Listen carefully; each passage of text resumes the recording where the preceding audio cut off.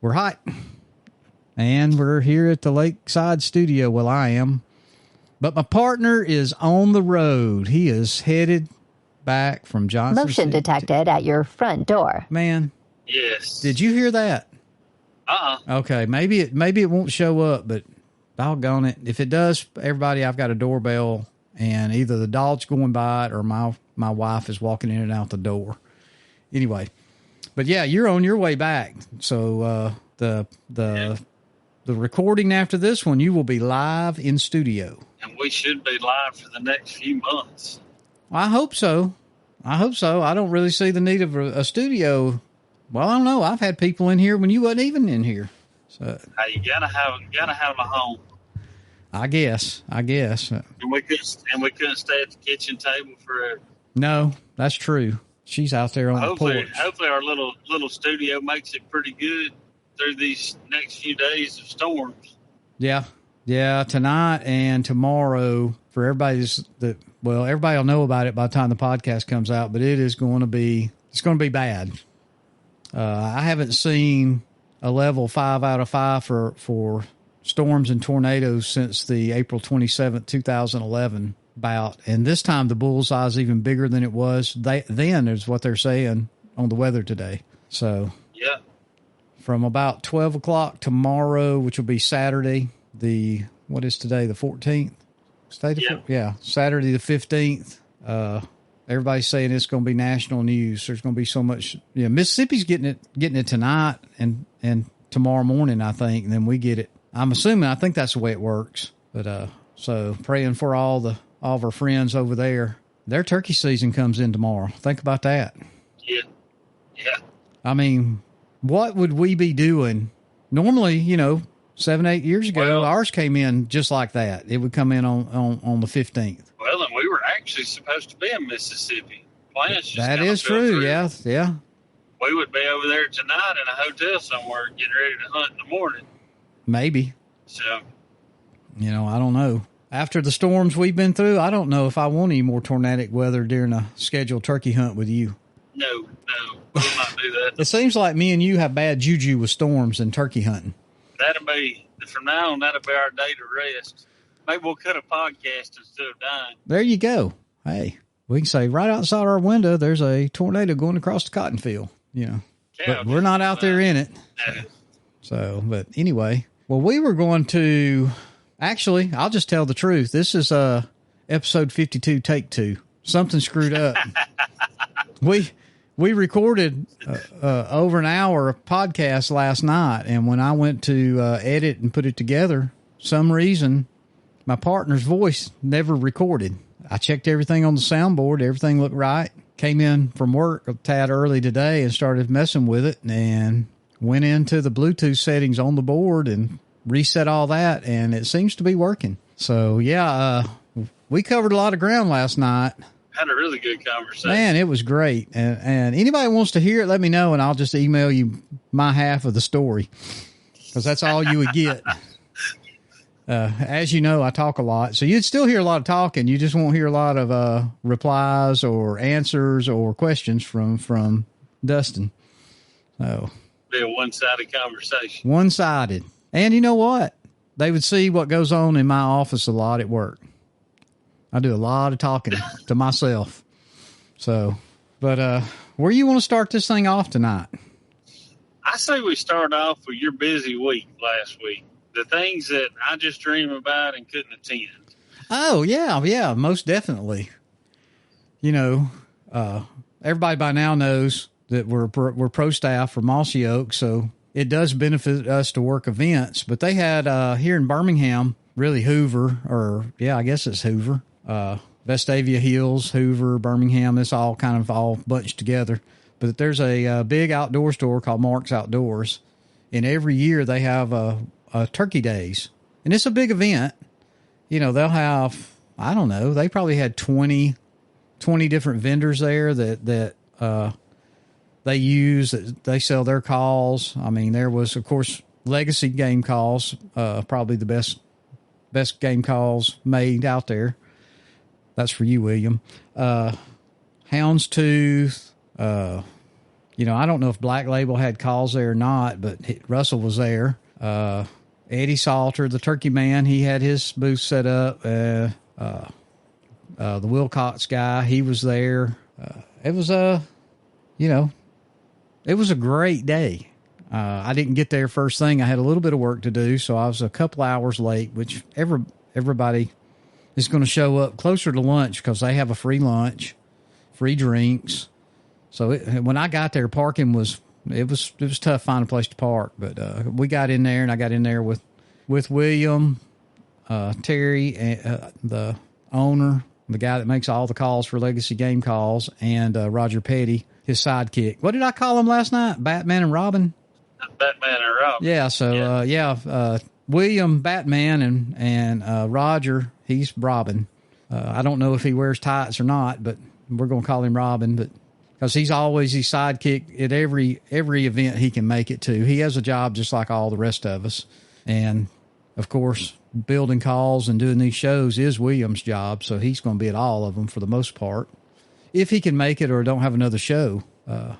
So, yeah, I spent the day at Mark's Outdoors visiting with a lot of people, selling calls. It was just a great day there. I want to say Jimmy Primos was there. Yeah, he was there. I talked to him. He was there the year before. Yeah, he was there. I really don't know what he was doing. He was just sat over there in the chair off to the side. It wasn't like he was promoting. Maybe he was promoting Primos, but I didn't see a Primos, like display outside. Because what they do at Mark's is William and them just show up. They give them a table and they throw their tablecloth on it, and they go inside and get their stock and answer questions. And if the guy wants to buy it, then they go back inside and pay for it. They don't buy it directly from the manufacturer, like they do at NWTF or maybe some other outdoor shows. But at Mark's, that's understandable because they've already bought that stock from the call maker or a company. Right. So sold a lot of calls. Now he had he might have had a call that they didn't have in stock, and I thought it was pretty cool. He would go to the guy that handled all that and said, hey, this guy's wanting to buy this. I got a couple in the truck. Can you put it in your system? And that guy would put it in the system, and they'd sell it inside the store. So worked out really good. Worked out real good. The only thing that, and I don't think he sold any, was his 30th anniversary. Those are limited number. Those don't go out to stores. And I don't think he has about 10 or 12 of those left out of the 50. So if anybody wants a beautiful pot call, the pot's made out of diamond wood. God, I wish I had that and just sitting here beside me. I don't even know where it is over there. It's over there somewhere. But it's a beautiful crystal. I guess you'd call it crystal. You can call it glass or crystal. I can't even hunt with it. I just can't scratch the surface, which is sad. But I have something worked out with him that I'll tell you later. But anyway, we did that, and I spent the day there. And long about 3:00, people's work day's over for a lot of people, and they're kind of drifting back to their office and getting ready to go home. So about 3:30, everybody was breaking down to go, and William and Roger were headed to Starkville, Mississippi to spend the night because Mossy Oak was putting on their call makers turkey bazaar or whatever they called it. I've heard it called 2 or 3 different things, but anyway, they put on a show over there, and they were going to do that Saturday. So they were taking off there, and of course he had me run. He had to stop at Woods and Water, or he would have done it, but he had me run through Jasper, not to stock calls, but he ordered a dozen arrows. He bought a new bow. Of course, you were gone, but he bought a new bow at Woods and Waters, and he or Woods and Water. I don't know why I call it Waters, but they had the arrows that he was looking for. So I made a little detour. It was probably 30, 45 minutes out of the way, but it was a fun ride. And I got to meet the people there, and, I kind of walked around and looked at their stuff. And the guy in the archery shop that I picked up the arrows from, we were talking about William, and I said, he said, yeah, that's the guy that works at Legacy. And I said, no, he don't work at Legacy. And he kind of looked at me, I said, he owns Legacy. I said, every call on that rack, mouth call, every call, he bills one at a time. And he said, he's the owner? I said, he sure is. And he said, hang on just a minute. And he left and came back in about, 5 minutes or so. And he said, look, he's good to us. He said, I got him another discount. And man, he got those arrows. I said, daggone, if I'd known that, I'd have got 2 dozen. I'd had me a dozen for myself. So anyway, but it was funny. He opened his mouth and he had a legacy call in his mouth. And he said, that's all I use. And he had one of the little pinch pouches. You know what I'm talking about? Old women and men used to put their change in the plastic. Coin purse. Yeah. He popped it open and that's all it was in it was legacy calls. And so he was a legacy man. So anyway, so that's what I did. And they headed on to Starkville. And then Saturday morning, me and Rebecca got up. I left out of here about 6:00 and headed west to West Point because I was going to work that show. Whether I worked the show or not, I was going anyway.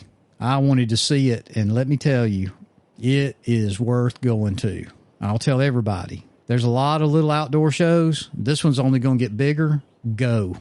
Everybody that's somebody in the custom call making world is there. Now, I've never been to Unico, so I can't say anything about Unico. But from the pictures I've seen, this thing probably had as many call makers as Unico has. I may be corrected on that down the road. Since I hadn't been there, all I can look at is like video clips and pictures people take.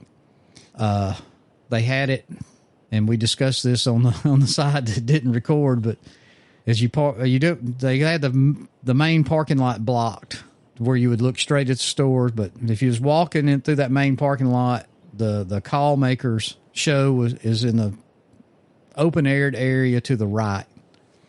And they had hung some tarps and stuff, but it was very windy and people's tables was blowing around, and we had to prop up stuff to keep things from blowing over on a couple of the vendors that was close to us.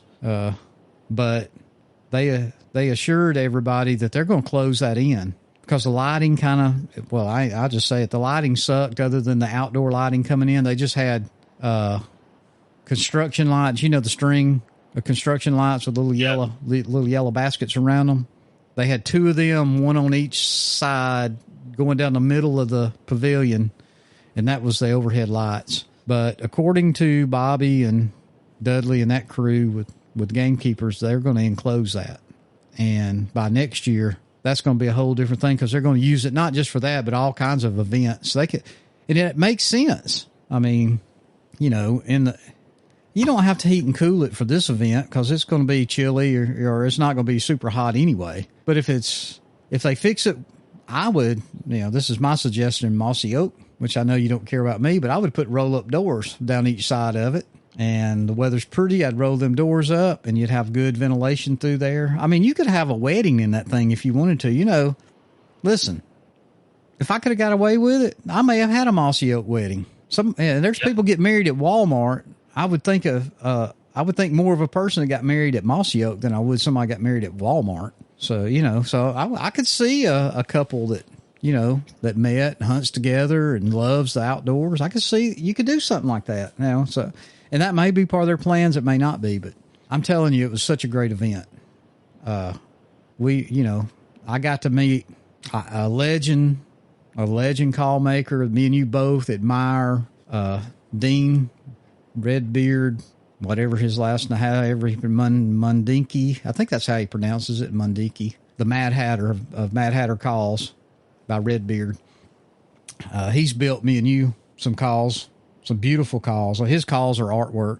They're almost too pretty to take in the woods, but he assured me, you need to hunt with them. And he loves a picture of you and that turkey and that call. He said he prints every one of them off and he hangs them up on the wall of his shop. And he is. Yeah, I noticed he's got him a map going of. Yeah, did you see that? Yeah, have killed turkeys. Yeah, he's killed in. And that map has grown in the last year or two. The only one of the lower 48 is Nevada. He's still waiting on somebody in Nevada to kill a turkey with his call, I guess. And of course, that's like only give 60 permits for the whole state. I know it. Or something like that. It makes it a little hard. Yes, very hard. But man, if there was something special you were looking for, and man, I can't remember the guy's name. He's from Huntsville. He was on the Gamekeepers podcast this morning. He was over there. He builds calls, but he specializes in strikers. Man, I learned more about strikers today listening to that podcast. I didn't know there was so much science. There's a lot more science in them today than the old corn cob on a stick striker. I didn't know there was levels of hardness of wood. Sometimes that means one thing on a striker and another. And I mean, I'm going to tell you, if you get time, once we're done with this, listen to it. It's interesting. But that's what that guy did. That sounds like something educational to me. It is educational. I'd like to know more about, Well, once you hear that, I mean, you start thinking, well, I didn't know that, or really, I shouldn't be touching that part of it, or I'm sanding my striker wrong. He builds competition strikers for some of these competition callers. And I wish I had his name in front of me, and I guess I could pull it up right here. But he builds them a little bit thinner, and they're straight peg. They're not got the flare, or whatever. Yeah. And there's no bevel to them. But he said this is what I found interesting. Most of those competition callers hold the striker the same and play the call the same way so much that at least once a year they send him back that striker for him to recondition the tip and get it back to factory. I learned a lot. And like I said, if you're not learning something, a little something every day, especially about something you love, and I think me and you, I don't know if there's anybody that loves it anymore, but we love turkeys and turkey hunting and everything about turkeys. I can't say I learned something about turkey hunting every day of the year, but from about February on, when that switch flips in my mind, I am on turkeys. And I do listen to the Turkey Science podcast, and they get a little over my head sometimes, if we talked every day of the year, we would talk turkey. Oh yeah. There's not many times when we get on the phone or see each other that we ain't talking about. Well, and I'm just going to be honest with everybody listening. You're going to hear a lot more turkey talk all summer long, I think. I mean, we're going to spread out and talk about everything, but don't be surprised in August if we don't start talking about turkeys or something, because we'll be looking at draws and trying to map out where we're going, or just heard a great turkey story or saw a turkey on the side of the road. You don't know. Let's see here. I hope we see another batch of poults like we did last year this year. That's what I hope. That guy. We've seen tons of poults. And I'm telling you, it's paying off. I'm seeing more. Everywhere I've got a camera, and I know there's people don't like them, but I take inventory, and I can say this because I've got it video proof.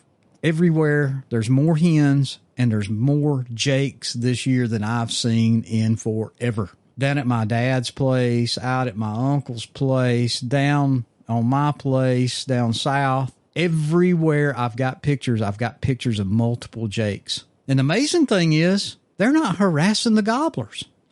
I got a video today of a jake out there with one strutting, and he just walks right by. Now the gobbler kind of turned on him, and I know it might take 2, 3, 4 of them before they get the nerve to go jump on a full grown turkey gobbler. But I've yet to see a jake interfere with a strutting gobbler on any, and I've got dozens of pictures and videos right now. I'm worried people's going to get sick of me posting them. I've made several TikTok videos. When I get a good clip I think somebody will like, and I put one on this morning, and by lunch it had 1,200 views.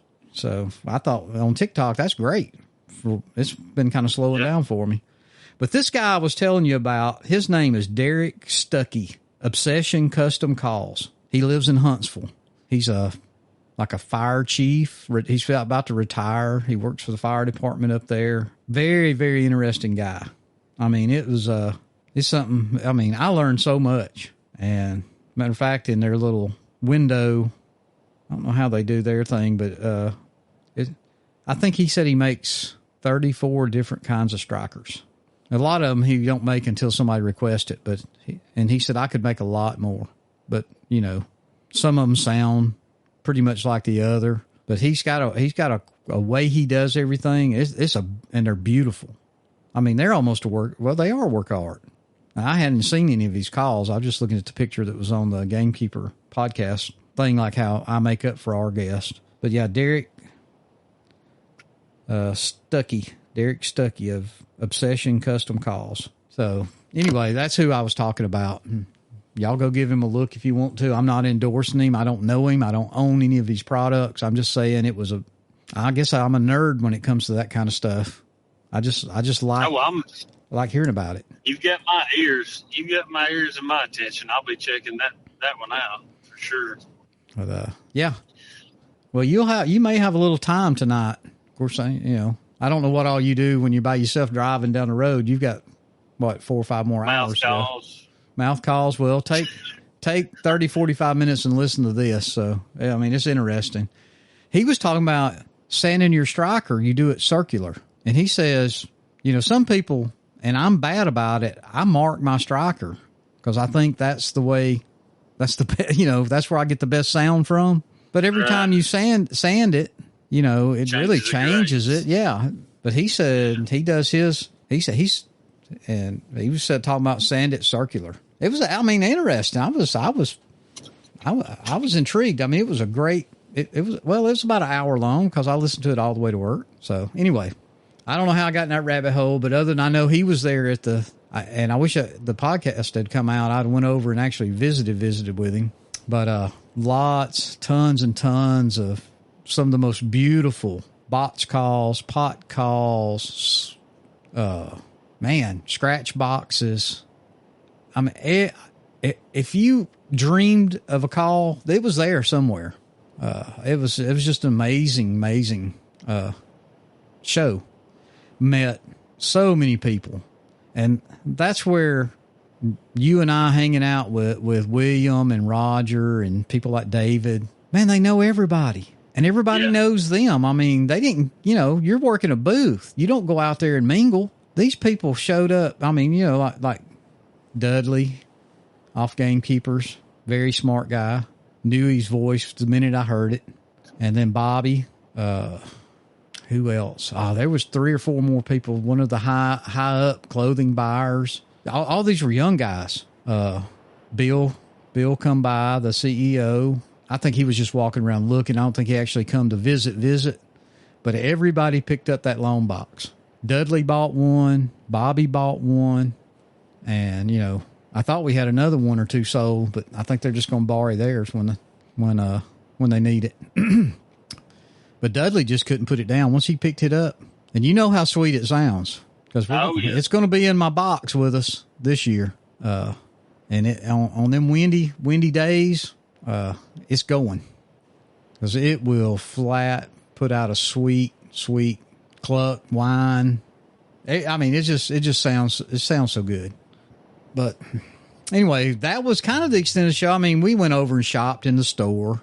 Of course, I picked you up that shirt you were looking for. Matter of fact, I ordered you a shirt today. I ain't going to tell you what it is, but I ordered you one. The one that I ordered, I seen that and I was like, this is Anthony. I got to get this. Well, I have your two favorite things. Well, Sasquatch and turkeys. If you've ever seen a Sasquatch, which I have from a distance, you'd be obsessed with them too. We had a abominable snowman one time. Well, we didn't know it at the time, but back in the early 80s, before my brother, he was young. He had to be in junior high. He was off down in the woods squirrel hunting, and he come home in a panic. And to this day, he swears, and we think it was a juvenile Sasquatch, but he called it a monkey boy. He was sitting down there against a tree and down in the thicker pines. He said at first he thought it was a kid playing, and he realized it was a hairy monkey. And this thing was just mingling around down there.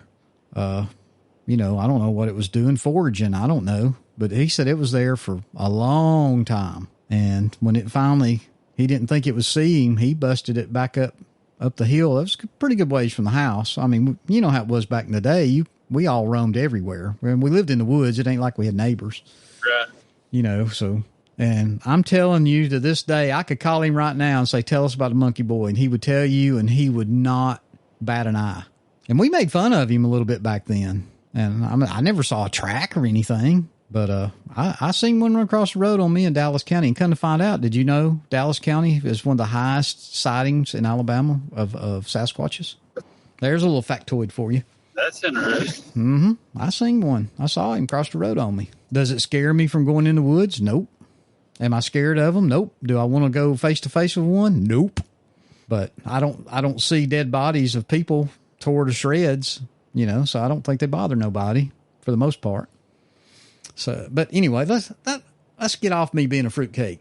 And, but yeah, I was on the old Tom site today, and I saw a shirt, and I figured you'd like it, so I got it.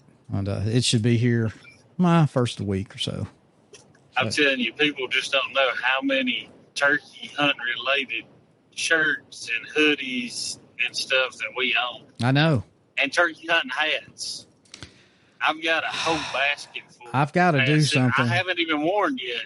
I've got to do something about my hats. I'm going to have to thin them down. I'm going to have to pick out my favorites. She's getting on me about them now. I've got all kinds. I mean, I'm not just turkey hunting. I mean, I find a hat I like my Cedar Key hat, or there used to be on Port Protection, this old man, he died in the fire, but he wore this hat by Bite Me Bait Company. They're up in Alaska. I love that hat. I went and bought one, ordered it off the internet from them, and had it shipped to me. I rarely wear it, but, I don't want to get rid of it. And there certainly ain't enough room up here in the studio to hide all of our hats. My God. Yeah, we're running out of wall space now. I'm trying to figure out where to put some shelving up. We're going to put some shelving up for some things I got planned. But anyway, yeah, we have a lot. Every day this week I've wore a different turkey hunting T-shirt because somebody said, "Do you not wear your?" I kind of dress kind of business casual. I said I wear jeans, but I usually wear like a polo shirt or something. And I said, we're just a couple of weeks out from turkey season. This is all you're going to see when you see me. I mean, now if I had a business meeting or something, I might not dress like that. I'd wear one of my turkey polo shirts I got now. So, she bought me a couple of those. Yes, sir. And, I didn't tell you this, and I know nobody cares, but I'm going to tell you what's on my mind. But, I got rid of my other perfect pattern jacket, and I ordered the one I wanted. I'm going to buy the navy one that's got the camo on the inside. Yeah. Well, it came in last Friday while I was gone, so I didn't see it until Tuesday. Now, Tuesday's the day I got the stomach bug, but I took it out of the box, and I went to put it on to show Annette what it looked like. And it was like, you remember on Tommy Boy when he put, what did he say, fat man in the little coat? Fat man in a little shirt. Yeah, whatever. Yeah.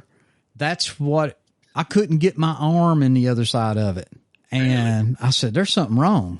So I went back in there and looked in it. And somehow I ordered a 36 instead of a 46 jacket.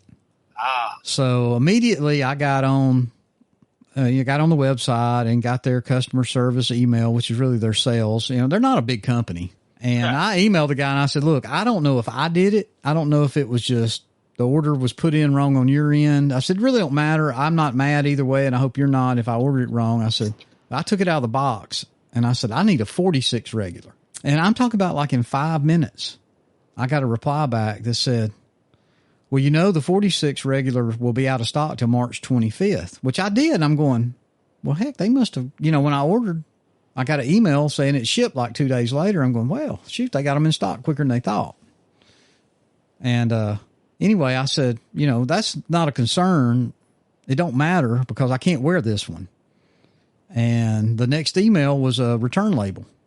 And he said, just put it all back in the box, put this on it, and carry it to the post office. And he said, it came with a turkey bow tie, not even a clip on, man. I can't tie a bow tie. I'm going to have to learn how to tie a bow tie.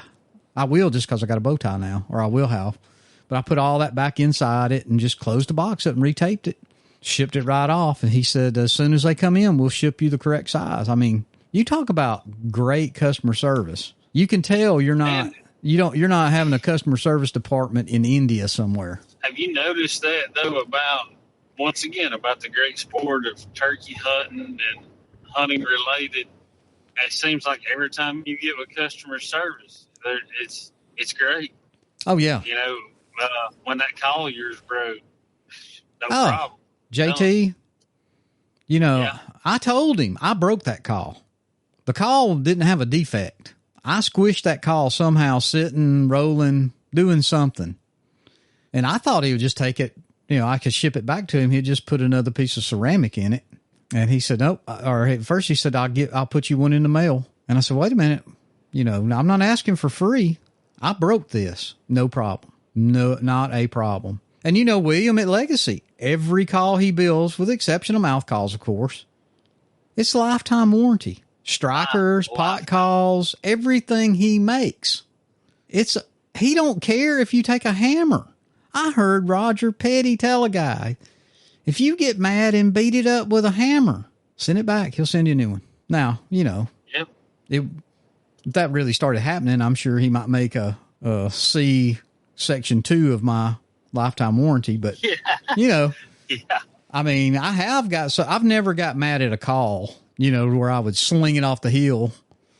I have threw a few little things away before, but not a call I really liked or anything. But yeah, if it could fall out of your pocket and lay in a rainstorm and you not find, I found a boy's call one time a year after he lost it.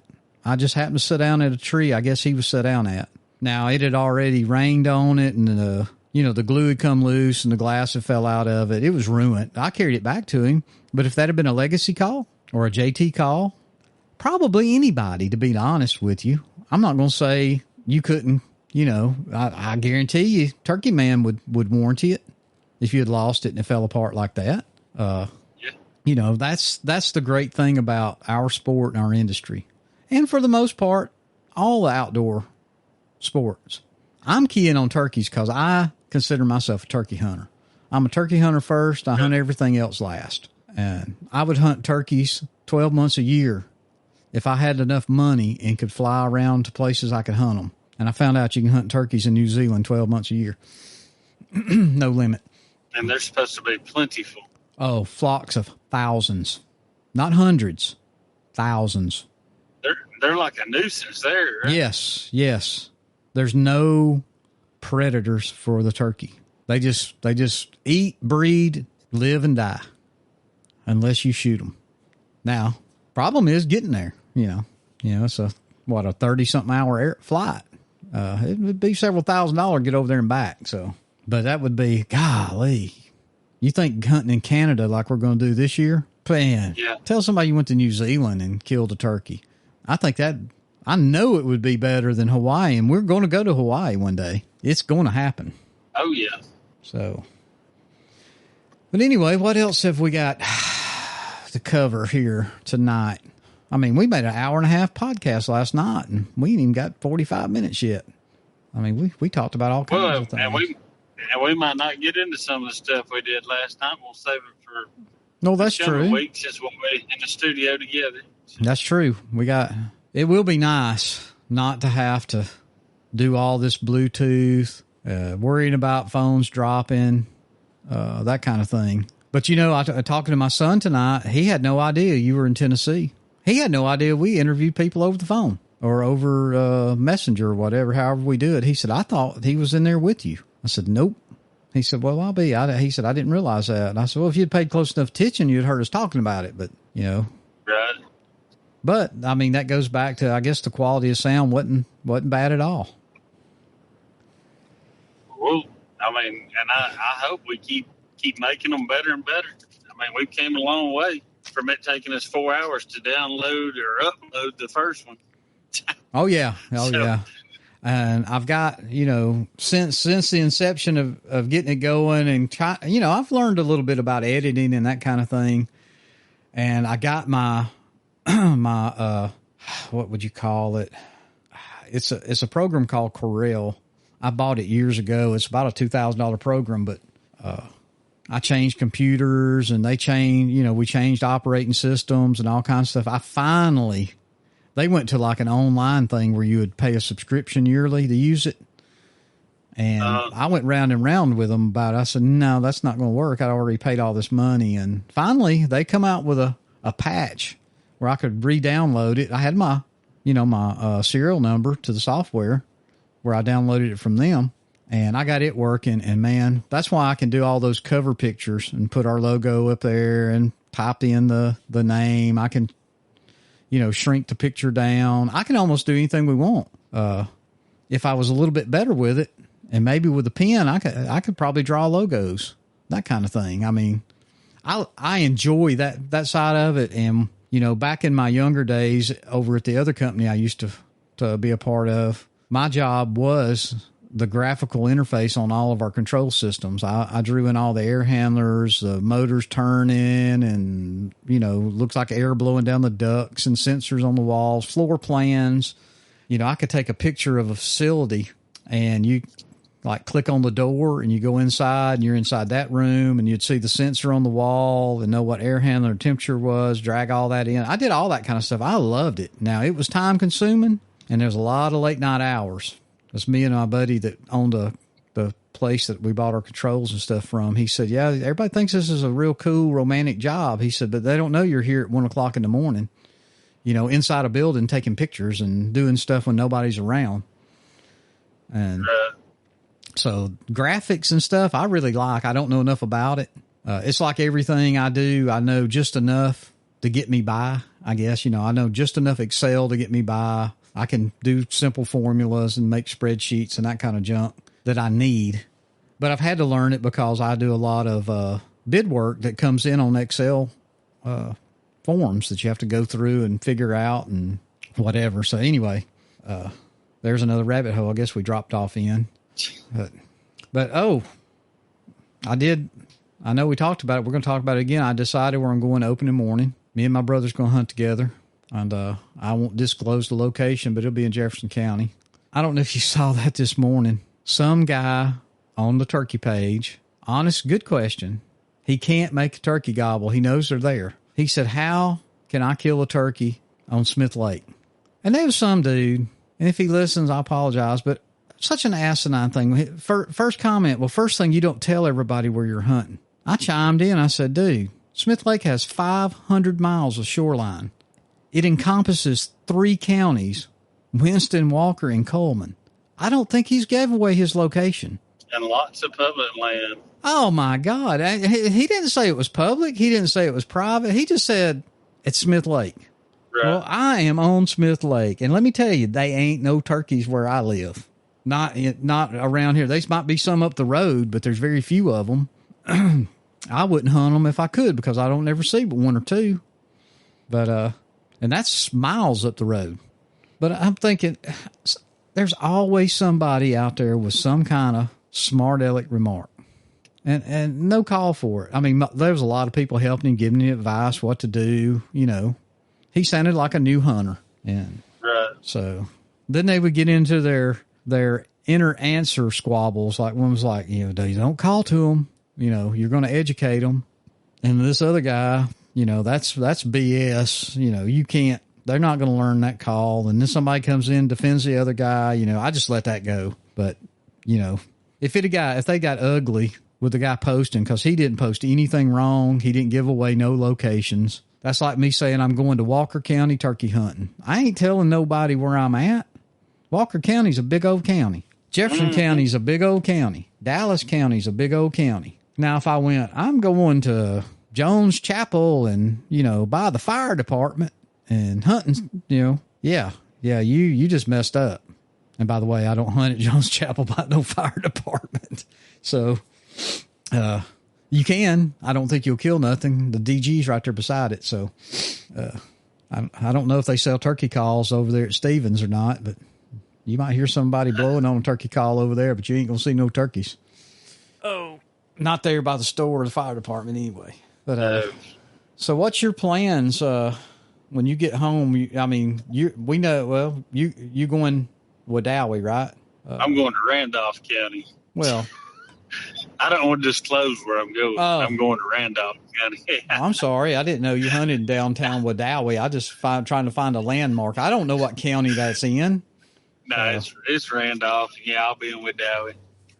That's gonna be my opener spot. Well, you get to kick it off a day before everybody else. You disabled veteran. So hopefully you'll kill. If you kill that day, you gonna turn and burn and come on home, or you gonna stay? No, I'm gonna turn and burn right to the camp house and wait till the next morning. Okay. For big boy season, as I call it. Yeah. Big boy season to open.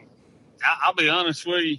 I mean, if I can get a bird in Alabama this year before me and you start all our traveling, yeah. I'll be tickled. If I could get two, I'd be super stoked, because we've still got a lot of states and countries to hunt this year. So yeah, I mean, I'm going to be fired up though. I've been fired up for months. I'm ready to go. Well, here's the deal. We got so much traveling we're going to be doing, and I know everybody's heard us talk about we're going to Indiana, we're going to Illinois, we're going to Canada and Tennessee. And, if somebody invites us to Mississippi, and we can do it, we'll go over there, But to hunt Alabama, it's going to be a lot of, I'd say Tuesday, Wednesday, Thursday hunting or whatever, Tuesday, Wednesday hunting or, yeah. We're going to and that's kind of why I'm wanting to get some of my days in like I did last year, kind of in the beginning of it, because it seems like every year our travel dates are, a little later. So, but, with the season coming in later and all that, if we was to want to hunt the opener of Tennessee, which is April 15th, I mean, that's just Is it the 15th? I thought it was the 12th. I thought it was the 12th. April 15th. Okay. Yeah. But see, that gives us several weeks to hunt Alabama. Yeah. I mean, a few weekends, but a lot of days if you can, especially for you, say you might, well, no, you can't hunt the damn forest in the afternoons now. I was going to say you finish the job early. Now you'd have to start the job late. Yeah, well, I know, but it don't open till April 1st, right? Yeah. Or somewhere in there. Actually, it may be later than that. Well, maybe it is. They pushed it back too. Yeah. Well, I mean, I know it was it opens April 10th, because a buddy of mine I talked to this afternoon asked me, was I going to be around April the 10th? And that's when it opens, I think, up and around the house. Yep, April 10th. That's asinine. I want somebody to explain that to me. Well, it's always opened a little later up in Winston County. Well, that's fine, but it don't run. Shorter season. They don't add days to the end of it. No. Why not? No. Why not? I think it was when they, the reason for that. I think the number of birds had something to do with that when they, because like I say, Winston County's never had as many days as the South Zone or whatever. No, I understand it's that. always been a little shorter. But even more than that, I do not like, and like I said, they can do what they want on management areas. I do not like a national forest, the state regulating the hunting hours. I guess that the federal government said 12 o'clock's the cutoff, and this just started a couple years ago. Yeah. Anybody at the state of Alabama that's listening to this, quit trying to run the national forest. You ain't in there planting no green fields. You ain't in there doing jack diddly doo-doo unless you got a little piece of it in your management area. Leave it alone and let the man that don't have a place to hunt. If he works mornings, let him go in there when he gets off work and try to kill one between 3 and 6 o'clock in the evening. They ain't going to hurt a thing. I'll be honest with you, a lot of my buddies, they prefer to hunt over there. Like when it was open, they prefer to hunt the evenings and let all the crazies be there in the morning, and let the woods calm back down, let the birds calm back down, and they go in and do good in the evenings. What about? I mean, I just don't understand it, because maybe they think they're giving the birds a break. There's a hell of a lot more. It's not for breeding purposes. It's not for breeding purposes. Most of the breeding goes on in mid morning. If you're disrupting Right. the breeding, it's the morning hunts that's doing that. That was supposedly their thing to be, to let the wildlife, Well, let that's it good. rest or Do it whatever. on the state of Alabama land. Don't do it on federal land. Don't do it on the land a guy that's on a travel hunt and he might be going to just stop over in Alabama. He could hunt that evening before he heads on to Arkansas or wherever he's going to hunt next. He's already going to buy your hunting license that is ridiculously high for an out-of-stater. But you're go, oh, sorry, you can't hunt, after 1 o'clock. Well, so-and-so's hunting. Yeah, that's private land. Yeah, they got to start, 3 weeks earlier than they did up here. And they got to start, a week earlier than everybody else in the state. I don't like that either. I just treat everybody the same. Why is my 40 acres that borders the national forest, the Talladega Forest, why is it okay to hunt the week ahead of time? Them same birds are flying off that forest over into my green field, or they're scratching around on the side of that hill. And you hunt all day. I can hunt all day long. Well, I've got a week or 10 days to hunt it before anybody can be over there legally in the forest hunting. I can hunt my 40.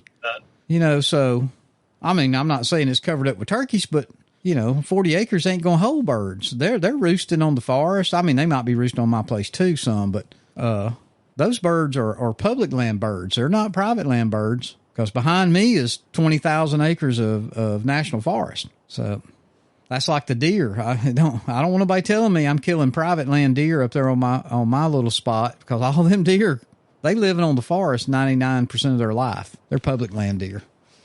So I just do it one way or the other. Make us really piss me off and make us all stop at 1 o'clock, or let us all hunt.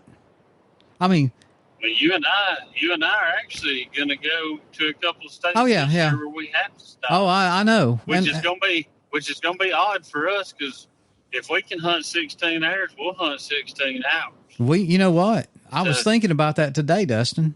We may not be near as tired. Yeah, and if they call for a tornado or a storm, I'm shutting myself down for the day. Well, I don't know if I've only got half a day. I may have to go. But now, if he was to gobble... Yeah. Somebody was done after the tornadoes in Oklahoma till some gobbled while we were gathering our stuff. If I recall right, I got looked dead in the eye and said, I'm done. I'm finished. It's over. And then a bird gobbled. It's like, well, I need to go down here. He don't sound that far. Yeah. Let's go check that out. Isn't it amazing? Let me pour the water. Let's pour the water out of our gun barrels and go try this. Go ahead and put those wet shells up and get you some dry ones out of your pocket. Yeah. I didn't have no dry. No. Well, I could have drenched. That's what my son Caleb asked me tonight. He said, y'all going back to Oklahoma? I said, no. He said, I didn't figure y'all ever go back out there. I said, oh, we got to go back.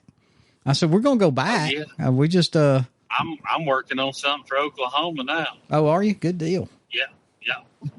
So, and we got invites for, Virginia and North Carolina and East Tennessee, all within the last couple of days. So, I mean, hell, if we'd have known that, if we'd have known all that, we could have just done that as our travel hunts this year. If we'd known that was coming. Yeah, because they open so much later than us. I need the company to be gone from there. Well, that's true. I need the company to be so they don't try to put me to work. Well, you know what? Why did you tell them you were leaving to turkey hunt? Yeah, I drive by. Well, and that's why a lot of these guys invited me, to come hunt their properties or whatever. They were some of my operators and landowners and stuff that we've been working on their property, and they're like, now, because they knew I was leaving to turkey hunt, they're like, well, when will you be back up here to hunt? And I was like, no, I'm not going to be able to do. I won't make it here this year. We've got other stuff. I said, but I'm going to try to put it on the list for next year. I said, because we do have Tennessee birds already, but I mean, I want to hunt this part of Tennessee because there's just so many, and nobody, there's not many people in that area that turkey hunts. Oh yeah, it's covered up with turkey hunters, man. They ain't no birds up there. Them one or two turkeys you saw just got you fired up. Well, I mean, it was cool too because I've never really traded a hunt out. Yeah. And one of my guys, his son and him, they turkey hunt. They're very hard workers. You know, I mean, they work 6 to 7 days a week, whether they're working for us or working for themselves. They got an excavating business. They do reclaims on mines. Yeah. And he told me basically, you know, they love to hunt when they could or whatever. And he's from Virginia, so me and him got to talking. And I said, man, why don't you and your son come to Alabama and hunt my place, and we'll trade a hunt out, you know, because I was testing the water. Yeah. And he said, man, we would love to. He said, we don't take work off very much, and we don't spend enough time together unless we're at work. He said, that would be a great trip for us. And I said, well, hey, we're gonna do it. And he said, well, I've got property. You let me know when you're coming. I won't let a soul on those properties until y'all came and done your hunt. And I said, man, that's great. So, I mean, it's pretty cool. I've been wanting to try to hunt out like that. And, I mean, they're really good people. And I know they'll respect, you know, my place. And, of course, we'll respect theirs. And you know, I feel like I've made, like we always do, I've made some lifelong, you know, friends and connections. You know? That's the great thing about the sport. And nothing against, because I was one of them. So, you know, the majority of my life, I never hunted nowhere but Alabama. But you talking me into getting on the road and going out and seeing these different places and meeting all these different people, we have made some lifelong friends. Oh, absolutely. It's amazing to me. And we're gonna be on a hunt one of these days with Wes Brewer and his boy. Yeah, I don't know. It may take years, but at some point we're going to be in the same camp as Wes. He hurt my feelings today. Wes did. Oh, no. I know he'll hear this, so he'll know. You know, his son popped another one, so he's another one this morning. Yeah, he's hot. He's hot, and I said something about no, he's red hot or something like that, and then he commented under me. He said, "You know that feller Alex was on your podcast." Yeah, I say that. You see that? I want to share a tree with him one time. He seems like a good feller. I'm thinking to myself, well, what the hell am I? What are me and Dustin? I mean, and I mean, yeah, I want to I would just like to be in camp and cut up with him for a few days, even if and I know how he is. They'd be hunting somewhere different, you know, but it was so weird. I know when we had him on the podcast, we talked about how we met him, but you know, our door was open on the hotel, and we were just sitting there messing with calls, and he basically like poked his head. Yeah, he just y'all down here turkey hunting. I mean, and what was it? 5 minutes. Him and his boy was sitting in the. They're sitting there eating hamburgers. In our room, talking about turkey hunting. I mean, and they had to get up and hunt the next morning. That was going on midnight. Yeah, because I remember somebody was whacking on a long box or something other, and they called the manager on. Management may have got called. Yeah, I don't know who that was. Absolutely, probably the oldest guy in the room. What was funny is Bradford's like, we ain't been doing that, because he had went to his room when we were playing on he didn't know I was over there slapping that thing. Quack, quack, quack, quack, quack. He was defending us to the end, man. I don't know what you're talking about. They didn't know us. And I know the guy was thinking, y'all are the turkey hunters who's been here for 3 or 4 days. And your door's wide open, and y'all are almost having a party in here right now. So, and the people at the Waffle House was probably hearing turkey calls. Yeah. Oh man, we got invited to go there and hunt too on Bradford's place down in Wilcox. Which really, that's nice of him. Getting to make it. Yeah, well, it wasn't him. It was his papa. He said, you need to go down and get Bradford. Y'all meet at the hunting camp, and he said, we don't have turkeys like we did. He said, but it'd be a good time. And he said, I figure y'all can find 1 or 2. I mean, and. Well, I would like to just go back down to Wilcox, because we hunted down there so long. You know, I was there from the time I was either 13 or 14, and I quit hunting there at 22 or 23 years old. Wow. So, I mean, I was down there a long time and a lot of memories, but I would like to go back on our old land and just kind of look and see if the camp house is there. It's not there. And see if some of the people that I know down there, some loggers and things like that, see if any of them still there. Yeah. But one of these days, I'll make that trip and we'll go with it, maybe. Well, heck, we can do that. We get bored in the summertime. Just drive down there and look around. Oh yeah, I'd love to go and go fish Miller's Ferry a little bit one of these days. I haven't been down there in a long time, and Need to buy us a boat. Fishing there. Yeah. Well, Grace, she's wanting one. Well, there you go. I said, well, it's like this, Grace. You're going to be 16 in a couple of years, so we can buy a boat or we can buy you a vehicle. So I think I'll be all right on the boat thing for a while, because she's needing Yeah. wanting.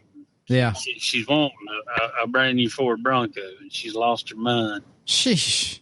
A 16-year-old and anything brand new. I wouldn't buy her a brand new Yugo.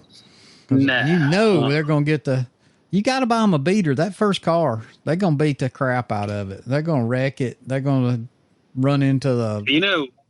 worst part is their buddies running into it. That's usually what happens. Yeah, well, Hunter had his pickup for about maybe a week or two. One of the kids at school one of his buddies backed into the front of it. I know. I was like, I had to replace a bumper and get the rear quarter panel on a Jeep fixed where Christian ran into one of his buddies leaving school. Just rammed him right in the butt. Yep.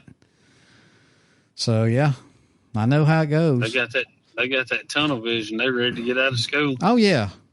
But I made him drive his around wrecked for the whole year. I wouldn't fix his. I told him to save his own money and fix it. And he never did. I probably messed up. She likes the 4-door Jeeps, too, and I have found a couple of good deals on them, but... Yeah, you can get a deal on them. You can get a deal on one of those, but you can get one of the older ones. Yeah, and I'm going to do some research on insurance, too. Well, it don't matter. It's going to be high. Which if she gets a Jeep, it will have a hard top. It won't be one that she can take off. Yeah. No. So. Super dangerous. I lost a good friend of mine. She wrecked her Jeep, flipped it, and she's just a junior in high school, Yep. I don't don't think it was her fault, Yeah, we were coming back from our senior trip between Montgomery and Clara. They probably got to cutting up and having a good time, and there was some boys coming back from on a senior trip as well. Found this out later. We didn't know them or anything. They were from a different state, school, whatever, and they rolled. We had actually passed that Jeep at one time, but we stopped, and then when I seen the Jeep, I asked him, guys, I said, didn't we see that Jeep earlier? Anyway, there was 3 or 4 in there. It killed all of them when they had the top off of it and all. And yeah. I don't know if they was wearing seat belts or what, but regardless, you just have not a whole lot of protection. Listen, and when you're that age, you're Superman. You're bulletproof. It don't even cross your mind. That's why we do such crazy things at that age. I wouldn't do half the jobs I was doing when I worked for the big mechanical company doing startup. I was doing crazy stuff. I was walking red iron, 4 stories high with not even a safety harness. Nothing. Right. Up there running conduit and pulling control wire. I mean, stupid stuff. But nobody thought anything about it. It was just part of my job. I wasn't afraid of heights, but man, today. Well, we got to talk about that the other day. I loved any kind of ride you could get on growing up and all that. Even in my, as a young adult, and stuff, I get on anything. Slingshots in Panama City, whatever. I bungee jumped. Mm-hmm. Matter of fact, I bungee jumped, and I was going to make an instructor for bungee jumping because a friend of mine was going to open a place in Alabama to bungee jump. And so I went with him. I don't even remember how many bungee jumps we did, but it wasn't a problem with me. It was a problem with him because he was already older, and he's like, I'm done. I can't do it again. He jumped one time. And I was maybe two or 3 jumps into it, but after I got out of the military and all, we would take my nieces and nephews to Great America Six Flags, up in Chicago. And, man, I got on that. I think it was a Superman that had just come out, and I jumped on there with my nephew. I didn't think nothing about it, man. I've always loved roller coasters and stuff. I'm telling you, when it stopped, I was thankful to be off of it, and I figured out then I don't do roller coasters anymore. Oh well, me and my sister, I do. I did we some got in just one of last them. year. I love them. Me and my sister got on one of those. What do they call it? A gyro or whatever? Oh yeah, I know what you're talking about. Down there at that indoor thing in Panama City because it was pouring rain, and we went over there to. There's a little place over there. It's got all kind of stuff inside where you go up and you hook in and you walk all up in the roof of the place and all that stuff. And we got on that thing, and I'm telling you, I don't know if I was many turns from giving it all I ate for breakfast right there. So I don't know what's happened, but I never been scared of heights. I don't care nothing about that anymore. I used to get up on 10 and 12 pitch roofs and do all this stuff, 2 stories on the lake, 3 stories, but I can't do it no more. Well, I told you I wouldn't get on my roof here. No, I couldn't get on your roof. My balance, my weight, I just don't have it. It's something about the pitch of the roof, and of course it's metal. But your nephew, he didn't seem like it'd be nothing for him. No, and I watch him. I watch him pole barn builders and stuff around the house, and barn dominium builders and home builders on the lake. Man, they get up there and run them trusses. And I mean, at one time I used to do that. When we built houses, I could get up, run trusses, and set trusses with cranes. And no, I'm kind of out on that now. Well, all right. I think I'll hire it done. We're drifting a long way from turkey hunting. We're talking about our biggest fears now. So, yeah. All right. Well, here's the deal. I'm going to hunt opening day with my brother, and I may go hunt another spot that afternoon. I may talk to you and see what's going on down there at your place. Well, I guess it's my place too, in a way. I did buy a membership this year. I may just drift off down there and come see you and hunt a day with you, or I may take off to south, down to my place. I don't know. I know at my place I'll be all by myself because there won't be a soul down there. Are you planning on hunting all week that week? Or I don't think so. Matter of fact, I was told long range, a real long forecast is showing rain that Wednesday. Okay. So I may, it just depends. If it's not raining, I may, take off and come down there and meet up with you maybe Tuesday night or because you'll already have hunted Monday and Tuesday and hunt with you Wednesday morning or something. Because I can turn and burn, come on back to the house. I may work, Thursday and half a day Friday, and then I can go on down to my place down Dallas County and give that a whirl. That's the worst part. The season coming in during the week like that because, I would like to. I'm going to go Sunday, and stay the night, and then of course plan on hunting Monday, Tuesday, and if we meet up or I just want to stay Wednesday. Well, if I shoot home, in my mind, I really want to turn around and go back Friday. Yeah. So it put me home for like one night, but we'll see how it goes. You never know. The weather may not. Yeah, we don't know what the weather's going to do. Game right. Exactly. Well, all right. I think we're about coming to the end of this. You want to rerun your turkey story, or what do you want to do? I think we'll get to that. We might do one apiece in the studio this week, but we do want to reiterate on Talk About It Outdoors and what they got going. Yes, yeah. Tell everybody about it. So you guys know we had Talk About It Outdoors on last week, and we've got a good friend that makes a lot of pot calls, and he's an awesome call builder, Christopher King, and they are going to they're going to auction some calls, do a fundraiser, and get Christopher a scooter that his wheelchair can snap into to help him get around in the woods and in the shows and all that sort of thing, calling competitions that he's entering, and we want to try to promote it and help these guys out any way we can. We'll be posting links from their social media about it, so everybody will know when these auctions are going to be. And if you can, get on there and bid on some calls. Try to help them and help Christopher out. you'll be helping one of the nicest people I've ever met. I mean, Christopher is just a great all around person. I've never seen him when he wasn't smiling, had something to say good. I'm sure he's human like the rest of us, but I'm just telling you what a great attitude he's got, and he builds some awesome calls. And I think he's got a Facebook page. What is it called? King's Custom Calls or something like that. Mm-hmm. So look him up. I mean, if you're looking for a pot call, something like that, grab one from him. He's a good guy, and you won't regret it because, man, they sound great. I mean, almost everybody's call.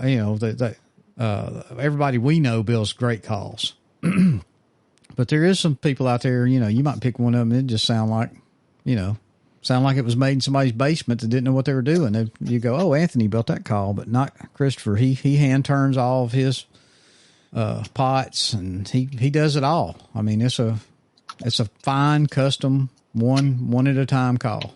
So, and he's a great guy, and he deserves this because me and you've actually privately talked about he needed a track chair. And I hope one day he can get one. Maybe we'll do something way down the road for that. But this scooter thing, man, it'll be a game changer. It will be a game changer. So it almost turns that chair into a 3-wheel trail bike. So it's pretty cool. It's cool. Only problem with him getting that is the turkeys better look out because he can get deeper and further. Oh yeah, I know. We'll be in trouble. You're right. You're exactly right. He's a turkey killer. He can kill them. He is a turkey killer. Just look him up on Facebook, Christopher King. You'll see pictures of him and these turkeys and deer and everything else. He's a heck of a guy. But well, good deal. All right. Well, I guess since we're we did talk about looking for an ammo company. I don't know. I'm not begging any particular ammo company, but we did say if you was a startup, intermediate, whatever. If you're looking for somebody to represent you and use your stuff, if it's good stuff, we're not gonna lie to nobody. Just say we, somebody's field staff or pro staff. But yeah, we're looking for somebody. Reach out to us. We'd love to try your ammo out, and we will use it. So that's our next. I think that's our next hill to climb. Not that I'm disappointed with Apex. Hey, if Apex shoots me an email tomorrow and says, "Hey, y'all want to come on pro staff?" Yeah, I'm there because I use their ammunition now, and I have no complaints. Yes, they have left many birds laying in a pile of feathers. That's right, exactly. But anyway, I guess we need to jump off here. Let you get back to driving, and I'm gonna go to work on this thing. You're gonna get to it, ain't you? I'm gonna try to get it done. It'll probably. Luckily, everything is done except uploading this. I got to drop it in where the other one was, and then I got to publish it, which takes a little bit of time. And that's just whatever it does to get it out to everywhere. But you got to load that picture and put all those keywords in and write a description. And yeah, I'll get it done. I'm just not paid enough to do it, but I'll get it done tonight. Don't forget your closer. Oh, no. I tweaked it a little bit too. Tweaked it just a little bit, but I don't know. You got anything else? Have we missed anything? No, I'm good. If for the guys in Mississippi, good luck this weekend. This will be a week later, but we're telling you good luck, and hopefully everybody weathers the storm. Yes, prayers for everybody in Mississippi and everybody here in Alabama. It's going to get rough. I hope our next podcast we get to say, well, that was a bust. Nothing really happened. It just fell apart. But I got a bad feeling. Yeah, I hope it's like we went and got bread and milk for snow when it didn't happen. That's right. Yeah. They're usually pretty on these storms. So they miss snow a lot, but they don't miss these storms too much. So yeah, James Spann, he's been firing up. So he's been wearing his suspenders for the last week, just about. Yeah, I think we're just in that time of year. That's right. Well, look, I will definitely talk to you tomorrow. Make sure you made it home. Shoot me a text or something tonight before you go to bed. If you're not in between running, between thunderstorms trying to unload your truck. And then, of course, I'll see you probably Sunday anyway. I know you want your stuff. Absolutely. I know you want your stuff. So yeah. We'll get that gun put together and hopefully we can shoot it Monday. That's what I'm hoping for. Well, all right. If you ain't got nothing else, I guess, we will see everybody, in about a week? And listen to this. Take care of your trees, because that's where the turkeys sleep.